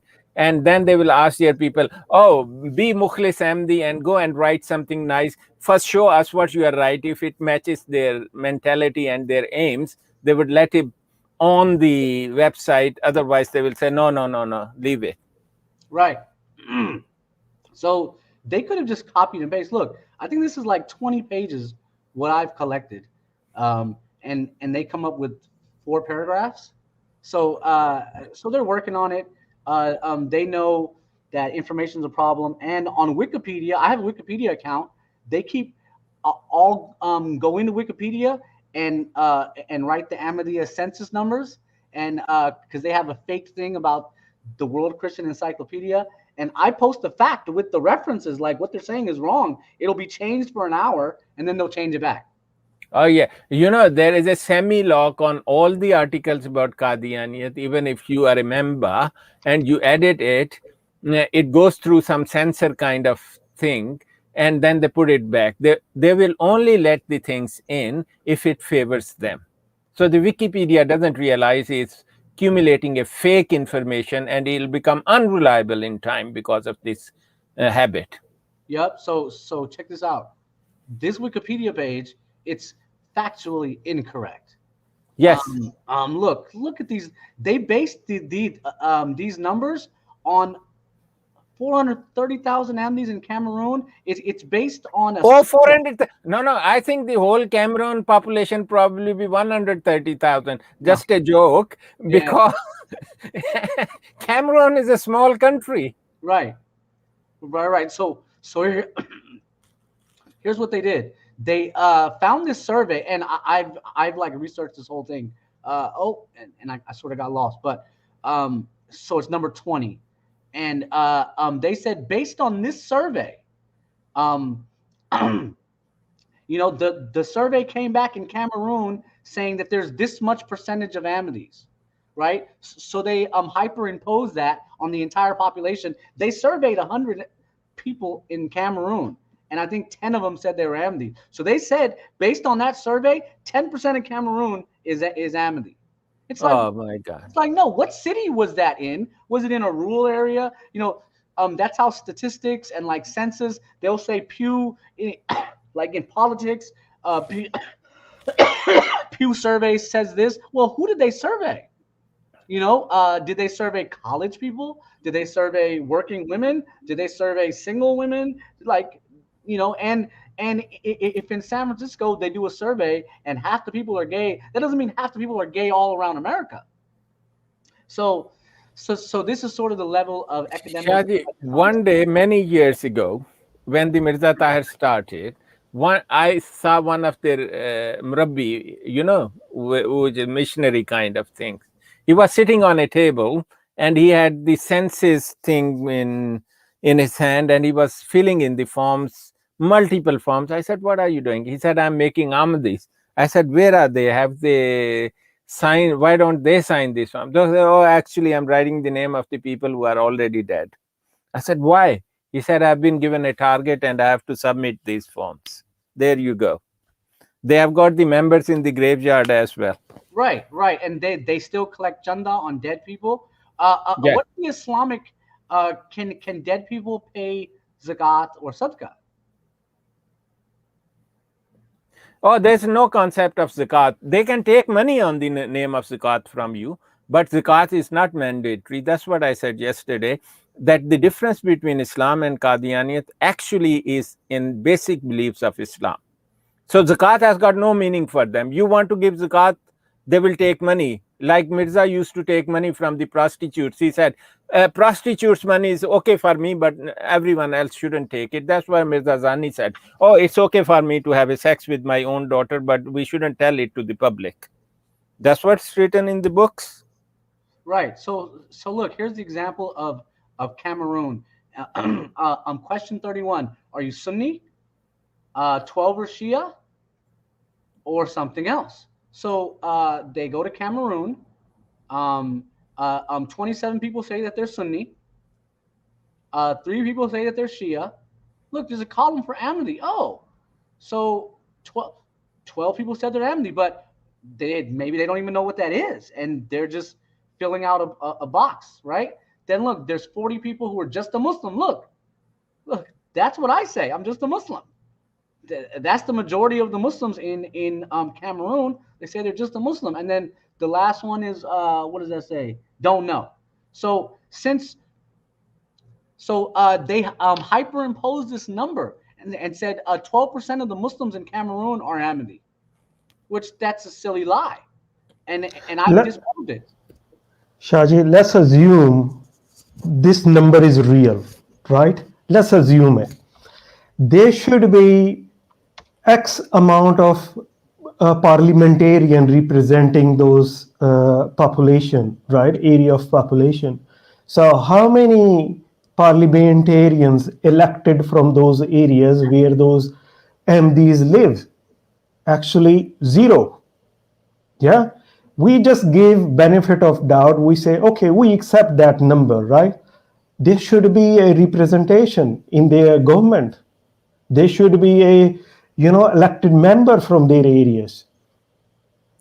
This is just all garbage, fudged figures. That's what it is. Yep. So they took that 12% and they found out 24% of the country is Muslim. Look, I wrote the whole thing here, and so I did research on it, and I said, well, in the first Jalsa Salana was held barely 7 years ago. That's an indication of how many Ahmadis there are. If they're barely having Jalsa Salana, that means they're. So I have today 500 Ahmadis in Cameroon. There's no way it's 430,000. So and then look, I got one missionary, and in Cameroon, I think they speak French, so it has to be a French missionary. And then here's their places of worship. I just found a few. So 500,000 people. They're claiming. How many places of worship they have? I found and there's a website here. Pull it up. This is their own website. There's another one called Ahmadiyya. But look, there's one. Just one. Yeah, look. Oh, yeah. That didn't open. How many people would fit in there? Yeah, 400,000. Yeah, you're claiming 400,000. Well, what? 500,000? How dare you? Then look, there's another website that I go to all the time. I don't want to give out my secrets, but they know Ahmadiyya buildings instructors. So then I go here and I say, oh, well, what do they have in Cameroon? And it's not even listed. And I'm like, well, if it's not even listed on this website, then the number is negligible. So, yep, we could go on and on, but we should probably wrap up because we're coming up on 2 hours. Let's get the final comments and say Assalamu alaikum, and that's it. Right. I think that there was probably 1 or 2 people in Cameroon, and they thought no one will discover how many people we signed to Cameroon. So we are very lucky they didn't say there are 10 million, because that would exceed the population of Cameroon. And so they can have fun with this. This is their old habits. Unfortunately, I have never seen any cult or anybody, any group of people who are based on such pure lies and such a kind of conduct and behavior which is totally unethical right from the beginning to the end. So, but unfortunately, 90% of the people who are there following them, they are unaware of these things. They very sincerely believe that they are the real and the true Muslim, and rest of them are rubbish around them. Whereas the fact is, it is other way around. Rest of the people are the real Muslims, and you have been given a lollipop of lies. You should once in your life stand out and read about the Islam which the other people follow, know what they say about you, know what they follow, and compare it what you do and what you follow. Then you will be in a position to make a fair decision who is right or who is wrong. And that's very important for everybody. Once in his life, he should do that. May God show you the right path. And Dr. Saab, so I got the data. In Cameroon, there are, and I lost it, 26 million people. That's the state I live in California, there's 40 million people. So 26 million people. About a quarter of that are Muslim. And Muslims dominated this area until the Christian colonists showed up. And now about half the country's Christian. So about half the country's Christian, a quarter is Muslim. So from that 25%, they say, well, 12 if you divide, and that's where they come up with the 400,000 number. They say, no, we are 12% of the population of Muslims. So they say, since there's what's a quarter of 25 million? What is that? 7? Almost 6-7 million. So then they get 12% of that and say, oh, that's the number of Ahmadis. That's so ridiculous. Like, no, it doesn't match. You see, they don't match. Actually, they don't believe in mathematics and the things which would make sense to you. They say Khalifa has said there are these many people and there are these many percent. So it's a divine thing. You follow it. And that's it. Exactly. So, okay, Brother Ali, final comments. Yeah, I mean, I will continue talking about that Cameroon population, because I wanted to say a few things. If you see let's say 25 million or 26 million total population, out of that, quarter is basically Muslim. And if we take 14% or even half of it, it comes down to nearly 6-7 million. Out of 6-7 million, if we say 12% are Ahmadi, right? So we are talking about nearly 2.5 million, 3 million Ahmadis in that country. So imagine 2-3 million Ahmadi living in that country. They should have good representation in their parliament. They should have at least in a position to topple down governments. You know, they could have a huge power. I mean, they should move there and their Khalifa should live there, right? So 3 million people living in one country. Wow. What it tells 30, us. They say they are 30,000 in UK. How many are the real number, Ali Bhai? I think 8 to 10,000. That's my maximum information. Maximum there. Maximum. They are claiming 32,000, 30,000. But all these numbers, I know a lot of people moved from Germany to UK because they've been living in Germany on a benefit system for a long time. German government wanted them to work and go for jobs. They didn't want it to. What they did, they basically came down to UK and used their legal documents to live in the UK. So how their numbers are increased, and that's how they reached to even 10, 12,000 numbers in the UK. But anyway, my message is very clear. Just look into the facts. Check out Shahji's website. All those details are there. All these references are there. Just look at all these facts with a clear mind, and you will see the deception. It is a total deception. So you got to make your mind and choose the right path. There is no point following blindly and falling for their, lies. You have all this information available, and Shahji's blog got complete details, very comprehensive details there. So there should be no excuse. That's my message. Yep. Thank you, brother. And just for some jokes at the end here, 15,000 Qadianis in Argentina? You got to be kidding me. There's one Murabbi, and I've seen his Twitter handle. There isn't even a place to worship. 100,000 in Bangladesh? Dr. Saab, that's ridiculous. I've done the full analysis. It's on my page. There's no way. We talked about Cameroon. 220,000 in Chad? That's an old French colony. 550,000, 500,000 in the Congo? Come on, what are we talking about? Shahji, I said they have obsession with the zeros. Look, 50,000 in Egypt. Are you what? How did this happen? 635,000 in Ghana, 1 million in India. If they had 1 million Impossible. in India, Million. In India, there are 8,000-9,000 maximum. And they've written this whole. I've tried to edit this Wikipedia page over 20 times. My username is Basheer 1886. Is that funny? But okay. 500,000 in Indonesia, 200,000 in Kenya, 250 in Mali, 85,000 in Liberia, not almost 1 million in Niger. They barely got access to Niger 10 years ago. 2.8 million in Nigeria. And of course, look, for Pakistan, they're like, we don't know. Okay, then Senegal, Sierra Leone. Look, How much in Pakistan? 600,000 to 4.9 million. They Oh, said, boy. Wow. that's I think all Qadianis, please leave this lying sect. Yep. He will be a trillionaire with this number. Even $1 a year is given to him by everybody. Then look, 2.5 million in Tanzania, East Africa. Are you serious? Right? 192 in Uganda. Look, 30,000 in the UK. 15,000. No 30,000 here. What's the reference?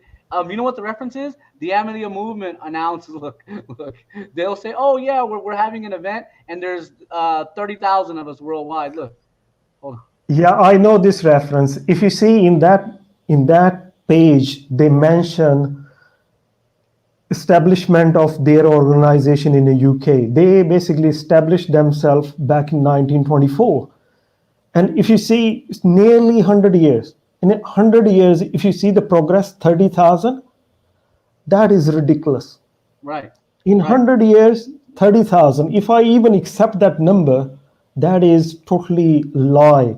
Their numbers are 8,000. And if we look at the progress over 100 years, that is ridiculous.